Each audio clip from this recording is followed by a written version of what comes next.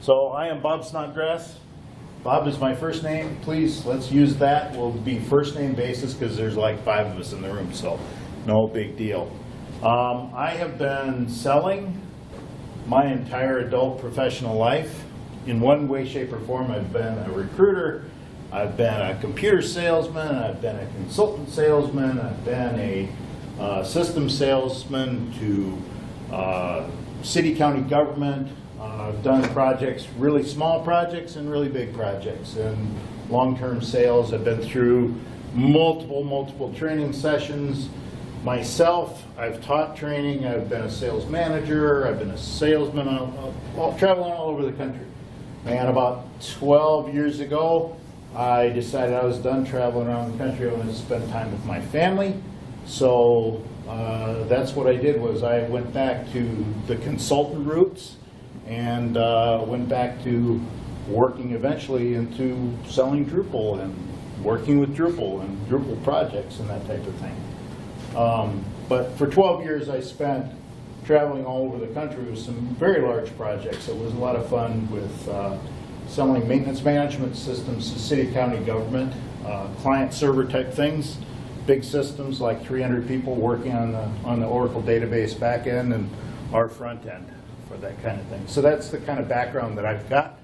I want to take a little bit of time to find out who you folks are, why you're here in this session, and then we can kind of kick off and go through some dialogue, because I want this to be an interactive session. I want to have dialogue with you and help you figure out how to quote unquote sell better. We're not going to get into a lot of Drupal specific sales type stuff. We're going to be more sales philosophy, sales approach, sales processes, that type of thing. So who wants to start?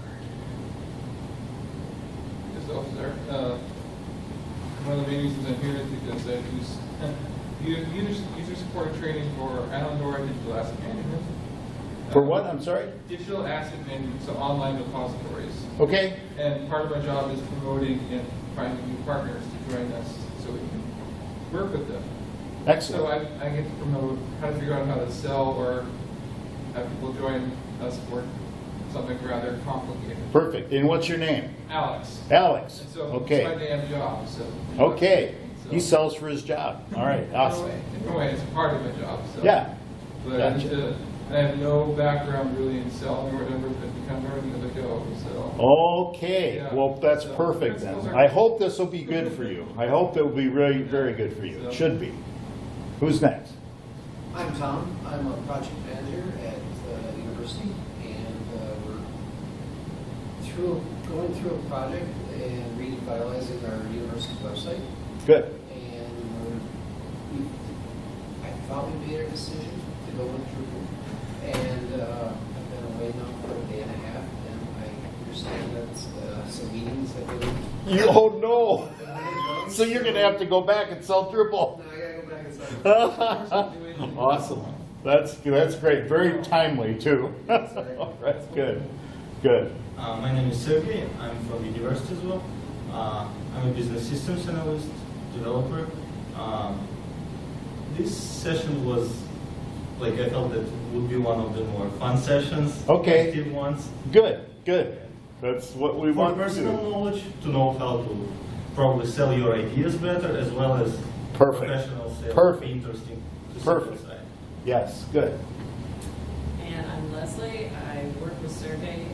We're at the U of M Office of Institutional Research, and we've got a bunch of different types of projects. Definitely have zero sales background or aptitude. Okay. All right. Good. So definitely interested. Good. Good. This is going to be a lot of fun. So we've got a small group, but it's very diverse as far as what you guys want to get out of this. So that's going to be good. I'm Michael Lynn. I'm just myself. I'm an illustrator. I don't code. I worked with Drupal at a place I volunteer, and that's Drupal 7, and I liked the program. I had thought about using it for my own website. However, I am not a database developer, and I guess you need that for Drupal and you need that for WordPress. So I think I'm probably not in the right place. I don't know.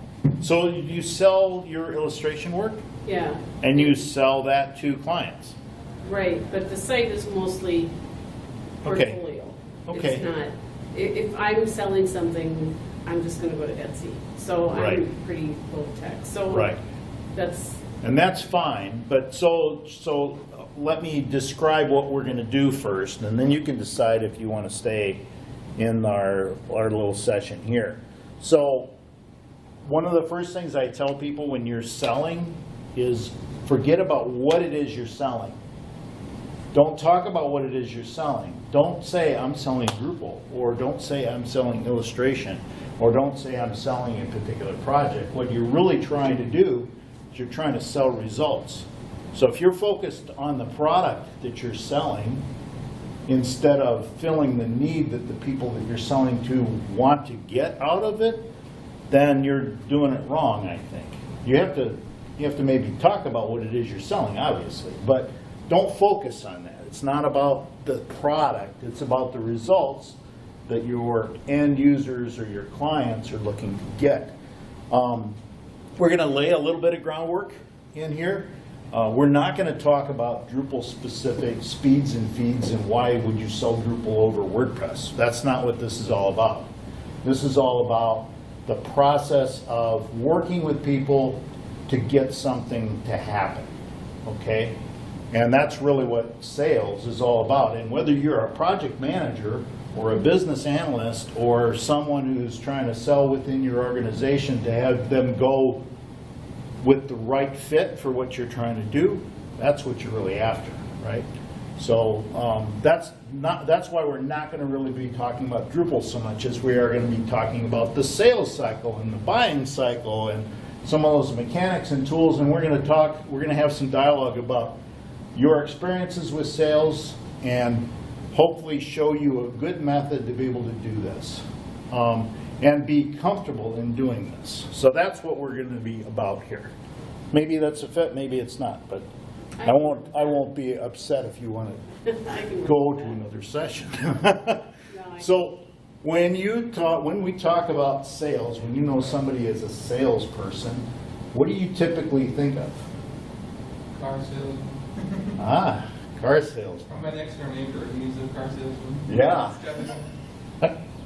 Good guy, but he's a car salesman. Yeah, yeah. And so that's a perception that a lot of us have.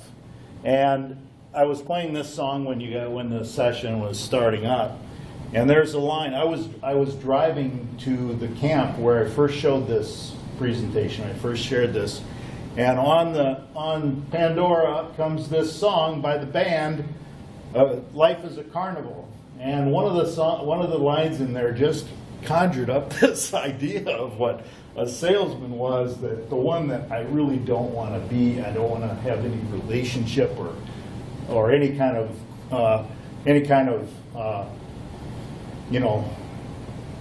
what do you call it?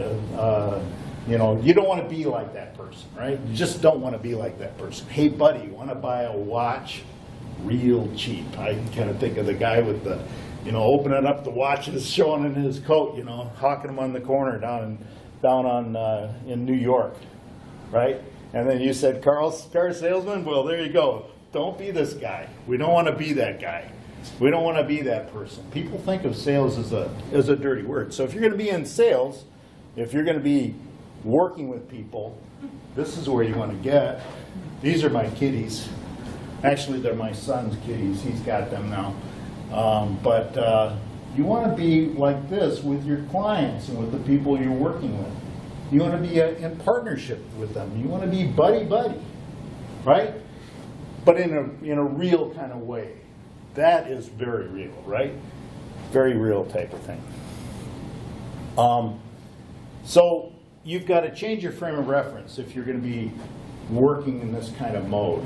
You're trying to establish a solid relationship, and everybody is in sales, no matter what you're doing. Whether you're an illustrator going to talk to clients about your work and having them hire you to do that, or whether you're a project manager and you want to get people on board with the idea, this is why we're doing this, because X, Y, and Z, right? So there's a process to that whole thing.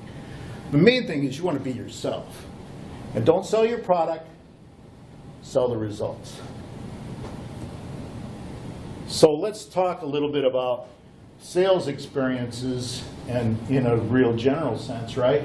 Sales experiences that you all have had. Wins and losses. And think about those wins and losses. Particularly the losses, the ones where, we should have done it this way, or we should have done this, and it didn't work that way. Have you got something in mind? An example of that? Can anybody share one, maybe? Losses or wins, something where it went really well or it didn't go so well. I guess I can maybe share one that didn't go well. We put in, to try to get a potential partner for to work with, and it was actually my college, my alumni that I went to. I'm an alumni of it, and so I thought, yeah, for sure, Yeah, sure. And we put a lot of work on an RFP type document and things like that, and they never ended up going with us. And I don't really know why or what happened, what went wrong. Okay. I feel like it's probably more of a maybe financial thing, or who knows, something we can't control. So it's like, I want to know what happened. Yeah. I can anticipate, but I had no idea how to find out. So, Yeah, and this- that follow-up is going to be important for you at some point in time. Maybe it's now, too soon or too late, I don't know. I But don't know how to approach it. yeah, right. So that's a really good one. We'll talk about that as we go through things here. There's always projects that especially when you're first starting out in sales, or you're starting out and trying to do something. What's the right initiative? What's the right thing? And are you plugged into that? Maybe it's something that you couldn't go after because you didn't have the right fit of product or the right fit of skills to be able to do it. Or maybe it was one that you never even knew about. It just happened, and all of a sudden, that other projects manager is working on that. I wanted to work on that project. That was an initiative I wanted to work on, something like that. So again, you want to keep those kinds of things in mind, and don't sell your product, but sell what those results are. And you've got to go through a process so that you don't miss out on those kind of opportunities, and you don't have things go the wrong way, certainly. But you also don't want to go after the things that aren't a good fit either. So that's another part of that. I have a real simple method, and this comes from many different types of sales training that I was in, and a lot of time that I spent with that. It's an adaptation, I would say, of one that I was presented called the Counselor Salesperson, where your whole process is going through this cycle of relating to the people that you're working with, discovering with them what they're trying to accomplish and what the issues are, and how to fit your product or your offering into their mold so that you can really give them the best result. And then advocating what that best result is, working with them on that advocation so that the right mix of things to make something come together is going to happen. In Drupal land, we have this nice content management tool, and we can build stuff with it, we can customize it, we can do all kinds of things, but we all know that if you don't have the people, or they don't have the people in the right places to work with it after it's done, it's not going to work.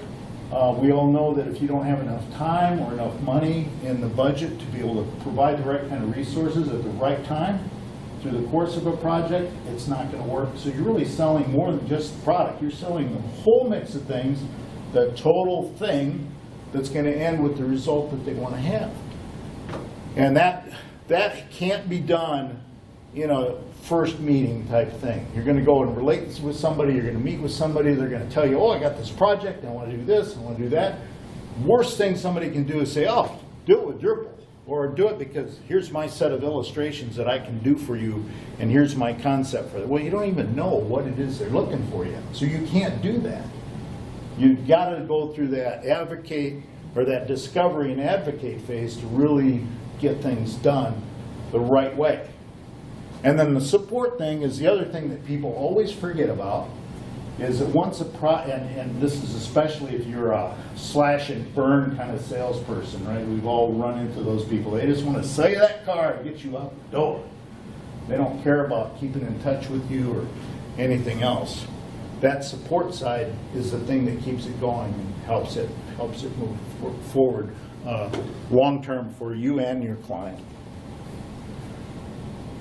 So let's talk about this relationship thing.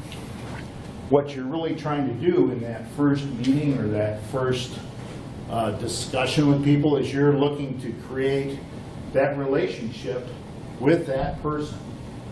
And in a complex situation, you're going to have more than one person you're going to have to do this with. And you're going to have to do it through the process with all of them that are going to be in a position to either make a decision or influence the process in a positive or negative way. But if you don't create a relationship, you can't go any further than that. You've got to establish that common level of trust and respect. It's got to be two ways. That person has to respect you and trust you, and you have to be able to do the same. We used to have a tool that we would use when we would decide what kind of projects to go after and what to do. Had a go, no-go test on it. One of the main things was, is this somebody that wants to work with us, that we can trust and we can respect, and vice versa. That was a key thing on that whole thing. If that's not the case, generally across the board with the team you're going to be working with, you probably don't have much of a chance of success no matter what you do. So it might not be a goal. You've got to make those kind of decisions. So this process in the relate phase is definitely a two-way street. And then before you can move any further, you have to agree on a process and agree to proceed to move into another level with things. That's when you get into the discover phase and really kind of find out the details you need to do to make a decision of how you would approach a project and what you're going to offer.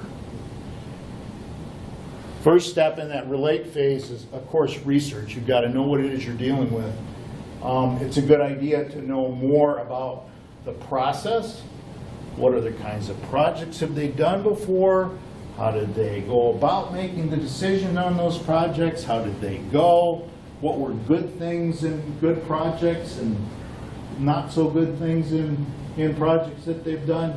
The more you know about some of that before you even have your first meeting, the better you're going to proceed with things. The better you're going to be able to relate with that person because you're asking them what's on their mind at that point. And you've got to be genuine about this whole thing. There's a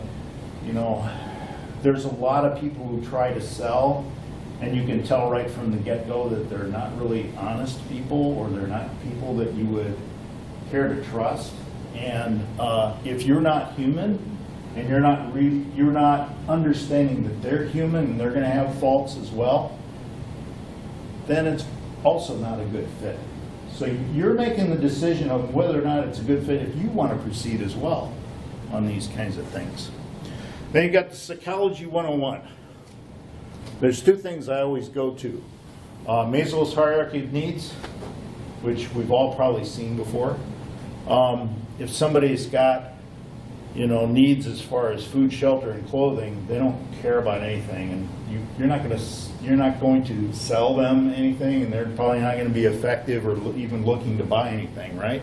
Same goes with safety. If somebody's ducking every time they turn around the corner, and they're afraid of their own shadow because of their environment, then also not a good fit for being able to establish relationships with people. Most people, though, are not in that mode. Most people are either have needs as far as belonging or needs as far as self-esteem. That's where most people kind of fit.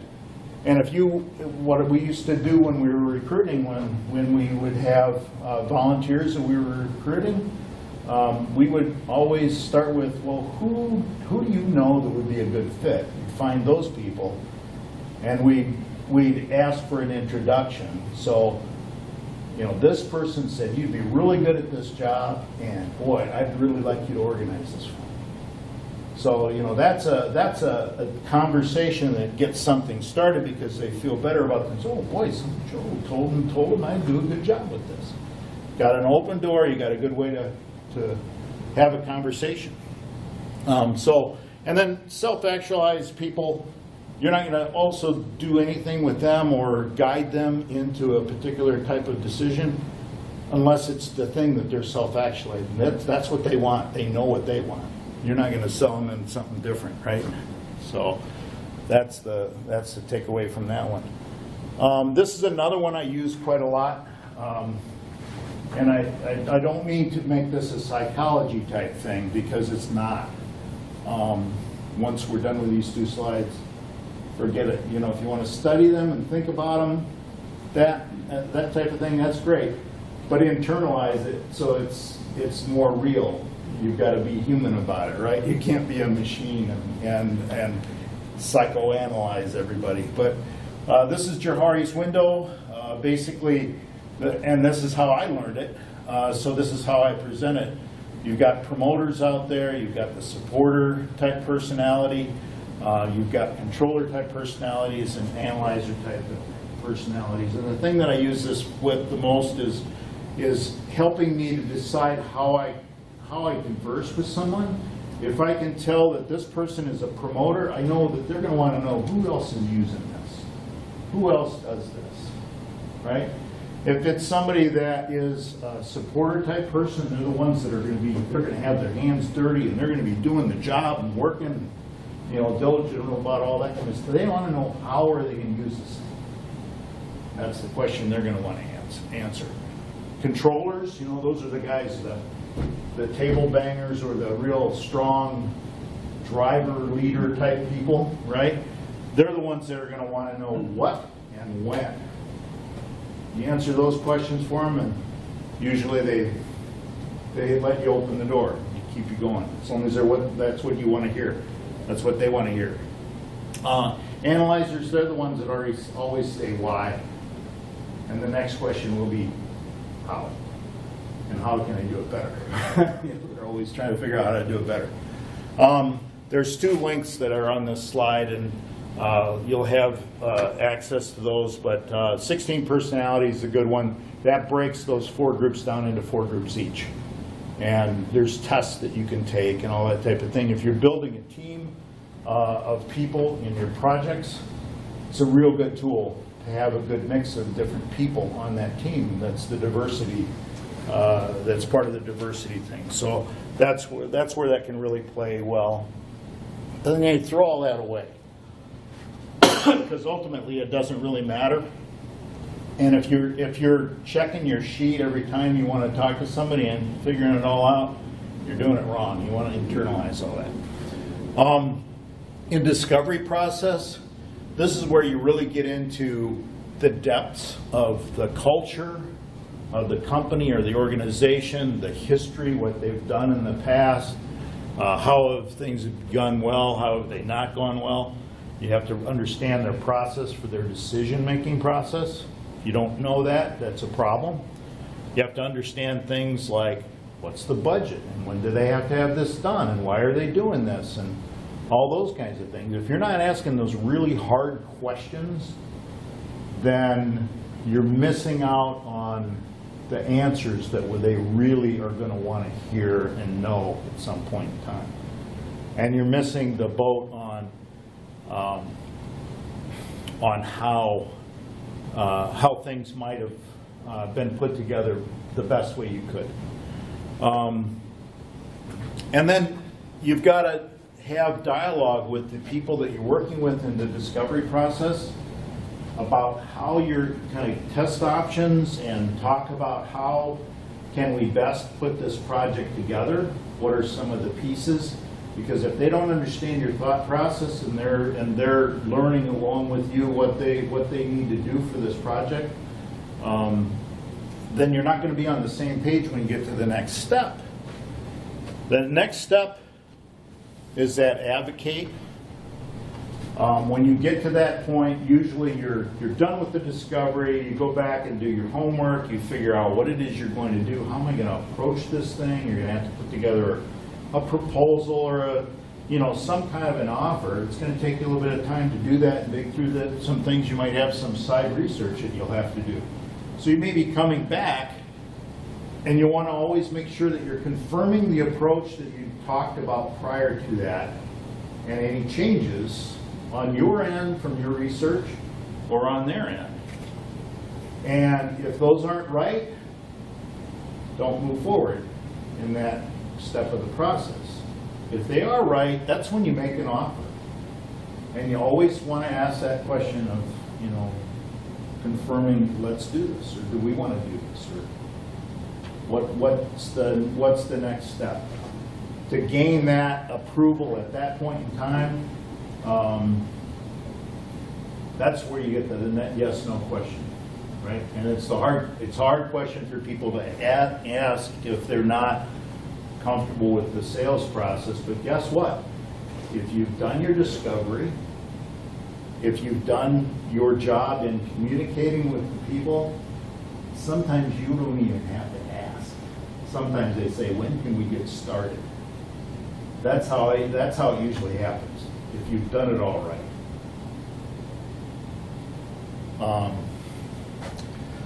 And again, that thing that in the process of keeping things rolling, you've got to focus on that support. There's a lot of people that go out and sell something, or companies that sell something, and then they really don't deliver what they said they were going to deliver, or they don't support the whole process. They don't go back in and address issues as they come up, or they don't keep in touch. They've got it done and it's delivered. The website's up, the Drupal project's in, people have been trained. What's the ongoing, right? There's always more process. You're never done with these projects, so you've got to keep going and grow that account. So that's my process, and I'm kind of done talking now, for the most part. Now is when we get into the workshop stuff, right? So let's talk about some special cases that you might see up here on the board, or questions that you have about how, or dialogue on a project. If you want to talk about that project, we could do that. I never do RFPs unless I help write them. It's the only time I'll do an RFP. A request for proposal and deliver a proposal for it. Because somebody else has already done that. Unfortunately, that's kind of the way it works in my area. What's that? It's kind of the way it works in my area a lot. So put out one and you have to respond to it. Mine too. Yeah. Before, when I was selling the systems to city, county government, always there was an RFP process. And it was expensive and painful. They never, ever got everything down in that RFP that should have been there. And projects are hard when they're put together with an RFP. So I don't like them. I talk people out of them all the time. A better way that I found in that arena, for us anyway, was to go in with a study. And the deliverable that we got paid for usually is a small study.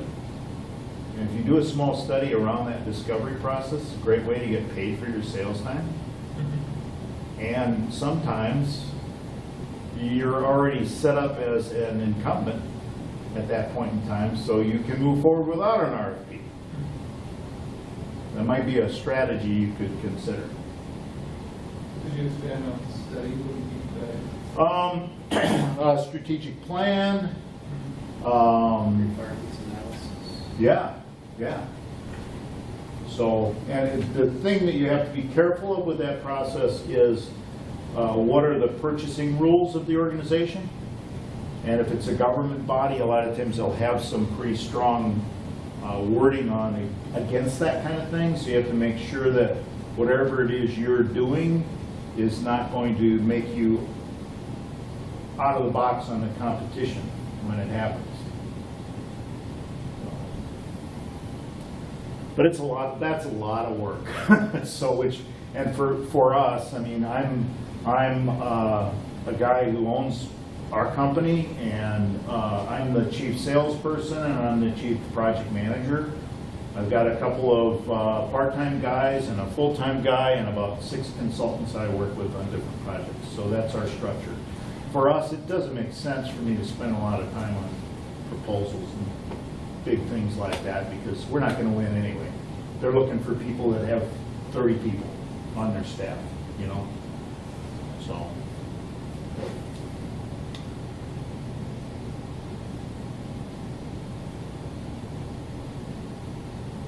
Other ideas, questions?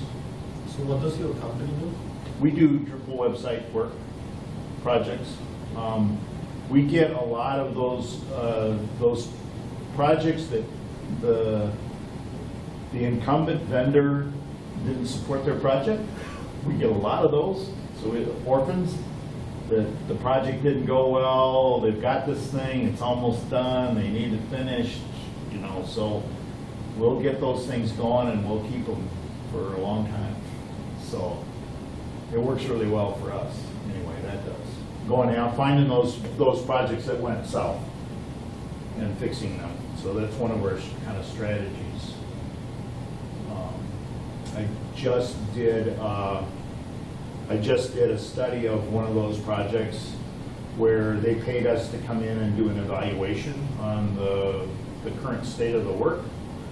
And we found all kinds of probably got us into the back end where we were just looking at what was going on, and lots of problems. So it was pretty easy to say, okay, here's your deliverable, here's our recommendations, this is what we'd start with to fix this. You know, mostly performance and search were the 2 big issues on that one.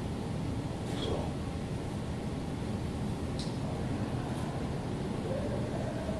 other questions? Can you use some of this on some of your consulting and illustration? You know, I have the difficult clients. I have one thing that I will never do again, and that's work with friends or family, because they're the worst. They are. They are. They are. Their expectation level is higher, and their pocketbook seems to be smaller than most people's do. And it's not worth it. It's not worth it to me to even try and deal with that, because it's just a can of worms. And I've done that once and kind of got burnt, and I'm not going to do that again. There's difficult clients that aren't family and friends too. So it's good that you're recognizing that and keeping that, and have that be part of your go no go strategy, right? Right. But there's also difficult clients that you can run into that are not those, and that's where that relate phase really helps. I mean, if you're working with people and you just don't like the people, or you don't think that they respect you, or they don't trust you, or you them, that's a no-go. Just walk away. There's other opportunities. Or if they don't want to pay you for or pay the rest of what they owe you, then it's a walk away. Yeah, absolutely. I'm done. Absolutely. I'm done with them. Yeah. So then they lose all my respect, because if they want me to do something and I do it and they don't want to pay the rest of the agreed upon price, then see ya. Yeah. I mean, it's not probably good business sense to do that, but it is, because then I don't have to worry about I have it. fired a number of clients. So, Yeah. you know, and sometimes you find this out right away, and sometimes you don't get it. I didn't get a chance to go through the process with this one gentleman, and he sold warning lights on vehicles, so like construction vehicles and all that kind of stuff. That's what he did. The guy was a total jerk. And I just told him shortly after we got started, we helped him get his site updated. A friend of ours referred him to me, and That might have been the problem. could have been. Pat just kind of said, here, you know, this guy knows Drupal, so he'll help you. And boy, we did the first round of work with this guy, and we're in the process of moving his site off of GoDaddy shared hosting onto proper platform. And, you know, it was very obvious it was a wrong fit. So I just explained, you know, I don't think that we're probably a good fit for you guys. So I think you're going to have to find somebody else. He's like, what? So, what? Okay. So, wasn't fun. They're never fun. Another point about that relate thing is that some point during the project, especially a complex one, you're going to run into issues. And you're going to have to discuss those issues when they arise, and sometimes they're contract things, sometimes they're somebody dropped the ball, or sometimes you made a mistake, or sometimes they didn't give you what you needed. You've got to go back and have that conversation. If you've got a good relationship built, you can do it easily. It's much easier to do, right? It's easier to do that in open communication line than it is to go back way after the fact and then try and explain. Yeah. Because the moment you're silent on something, you got to know that that's a big red light saying, you better talk with this person or these people and figure out what's going on. Right. Do you guys get into a lot of like real complex ones? Yeah, it can be in terms of figuring out how to relate and more like what they really need. Yeah. And also an issue, I guess we have to keep talking about some of the results, but also for us it helps, you know, we have 9 partners now. And so we have something that we can show and people understand what it is logging here. So I guess it's, you know, I probably focused a little too much on the product, I think. And maybe just showing off this is everybody who's doing this already, maybe, I don't know, I'm trying to show. Yeah. Turn it around a little bit to results. The demonstration of previous results is really effective. Yeah, and that's what when I've also found this can be, I have to find the right thing to show the right person. Yeah. And that's the real trick, and sometimes when it works, Yes. one time, you know, we found, apparently the person I was talking to, she found right, grab in and then go to the right thing on our site, and it was like 3 things, and he saw it, I was like, yeah, you're going forward. And it was like totally shocked all. That's awesome. So I was like, I wish I could find, you know, how can I manufacture, you know, nurture that into Yeah. the moment. Well, work with your partners, because they're out there doing it too. Yeah, exactly. Yeah. And that's where that team sales thing comes into play. You know, you use your resources, and Drupal is awesome for resources. I mean, you talk about the resources that we have in different areas of our project, with all the contrib that's out there and all the things that we can pull from our bag of tricks. You know, stuff that really works and is great. So, you know, use those people, use those camps to further that as well.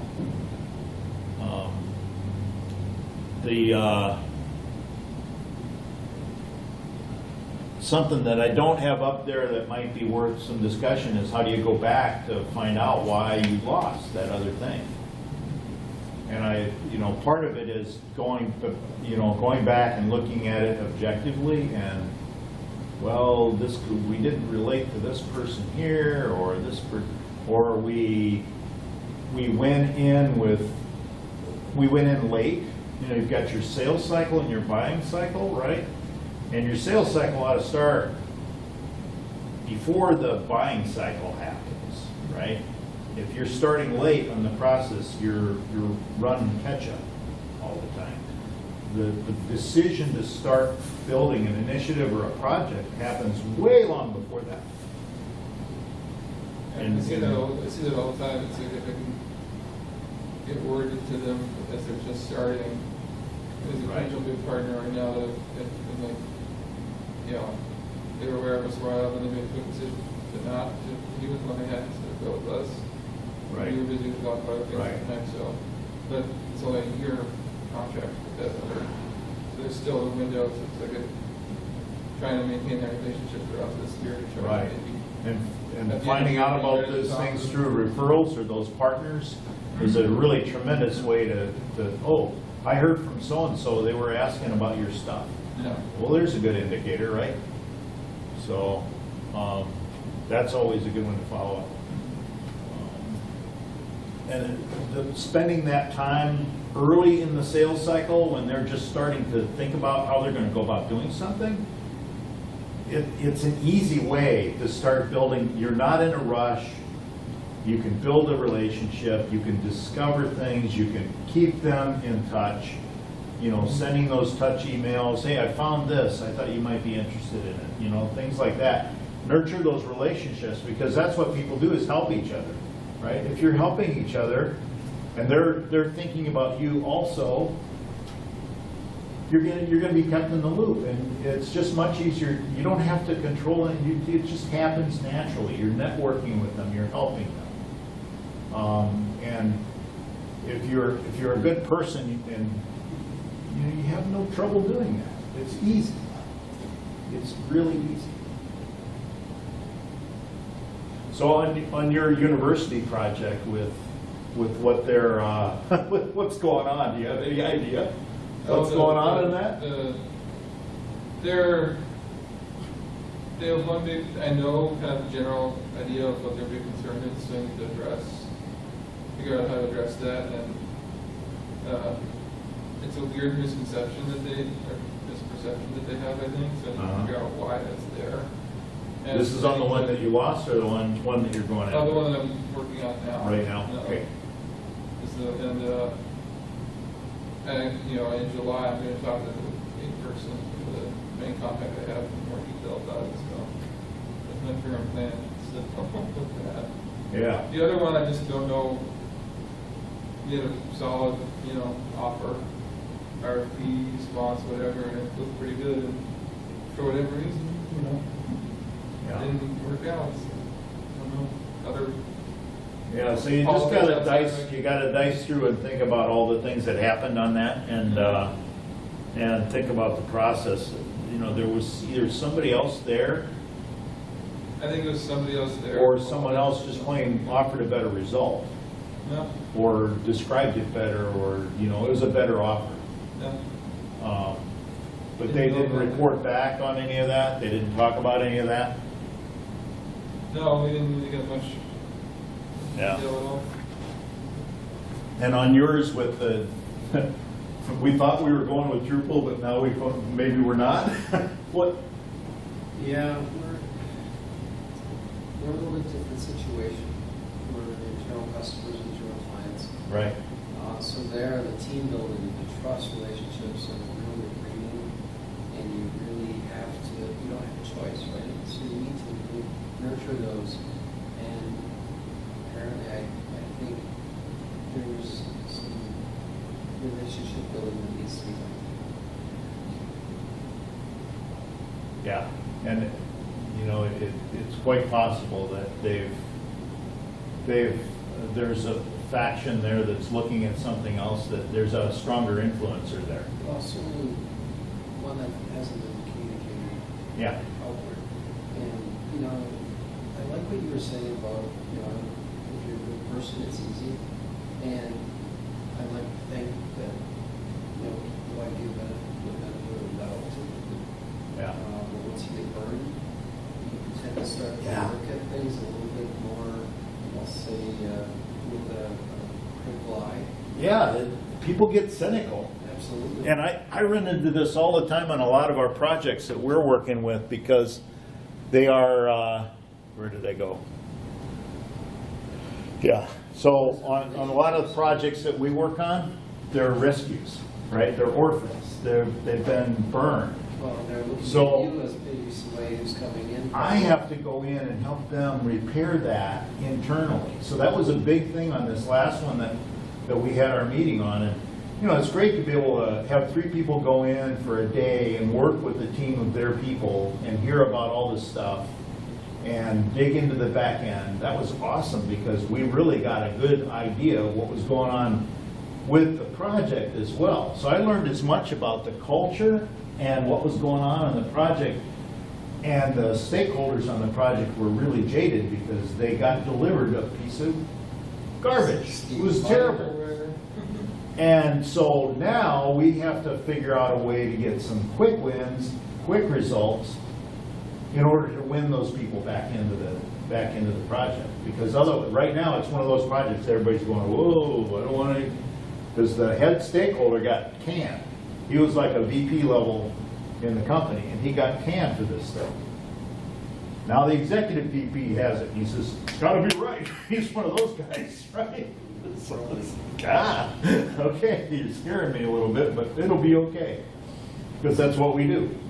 But I find that when I'm in on a project, that helping the client communicate, that is probably the biggest thing outside of, that's the biggest thing we have to do on a project management level, is helping them communicate with themselves, making sure everybody's talking to each other and everybody's on board with, well, okay, what are we all working on?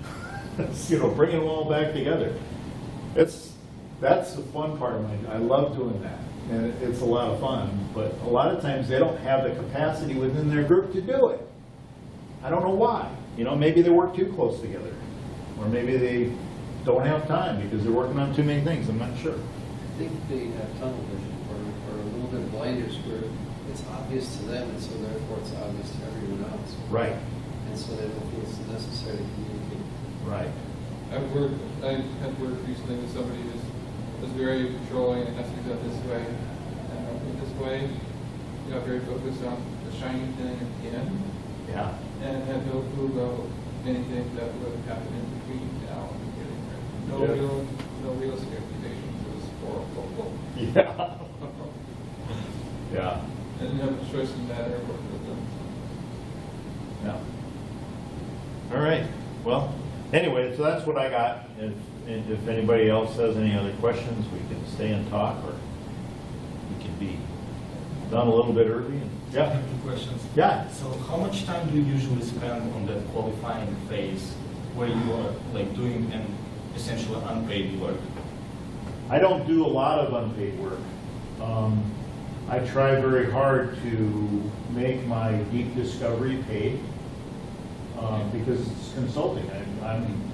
I'm making a deliverable. I'm putting something together that makes sense. So on the one that we just did, the relate phase and the discovery phase was really pretty short. And I went in with the objective. Remember, I had on that slide on the relate, have an objective. So in your first meeting, you want to close something. As a salesperson, that's what you really want to do. It's got to feel comfortable, and it's got to be the right thing, and it's got to be something that you have earned the right to ask for, right? So I had the established relationship. I had a number of phone conversations with them.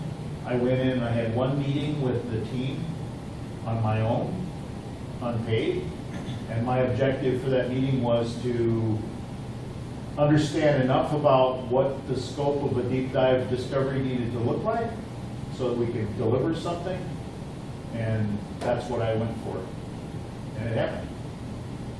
So that's just a recent example right there. So it doesn't have to take long, but it has to keep going. So you got that process that you do a rinse and repeat on all the time. You're constantly going back to relating and going back to discovery and going back to advocating and it can be very small cycles. So, and that's how you keep it going. That's how you keep your clients involved, your stakeholders involved, and everything moving forward.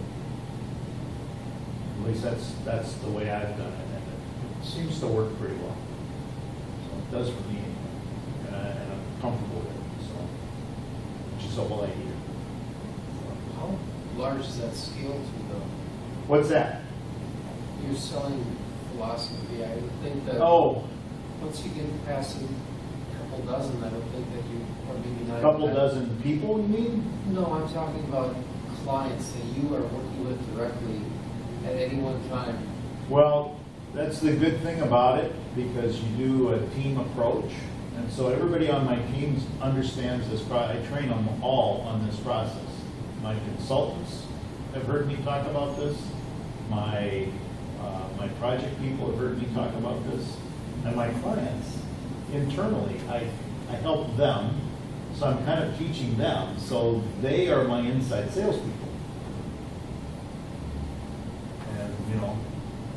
But it's a lot of, It is a lot, but I mean, so you can only do what one person can do, right? So I have the fortunate position, or unfortunate as the case may be, of being both the project manager and the sales guy. So I probably have 15, 20 projects active almost all the time, in some way, shape, or form, and I just make sure that people are moving in the right way. But ideally, if I'm going to scale that, we have to build a bigger structure. I have to get a project manager that can do that work. I have to get a salesperson that can do that work. well, and realize the quality people. Yeah. And we have two rules at Net2 Community. When we hire people, we look for people who are really smart, and we would look for people with good heart, you know, like this character, good character. And if they're those kind of people, and we can afford to hire them, that's what we do. It's working so far, but I've only been building my staff for about 3 years. So for about 7 years of our existence, it was me and contractors. So we're trying to grow a little bit now. See what happens. Joined, JOIND,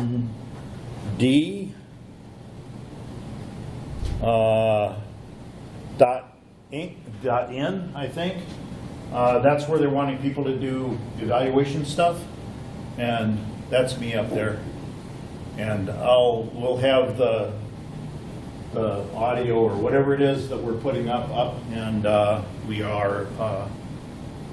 put a link on there to the slides as well, so that you can get to those.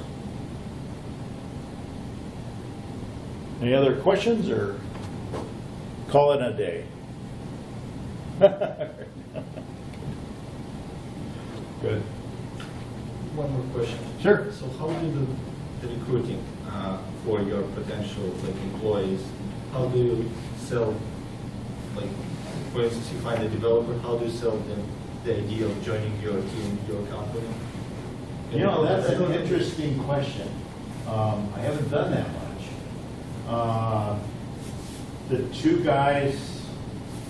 Two of the guys came to me through a project that I had with a school district, and they were both in college, and so they came on as part-timers. They were both with me for about 3 years. One of them just took an internship, a full-time internship with a security firm downtown Chicago. They can pay more money than I can. And the other one came on full-time in December when I graduated. And then I've got two other part-time people. One of them's an office person, one of them's an intern, also in school. And then the contractors I've been working with for 7, 8 years. So I've met them mostly through Drupal.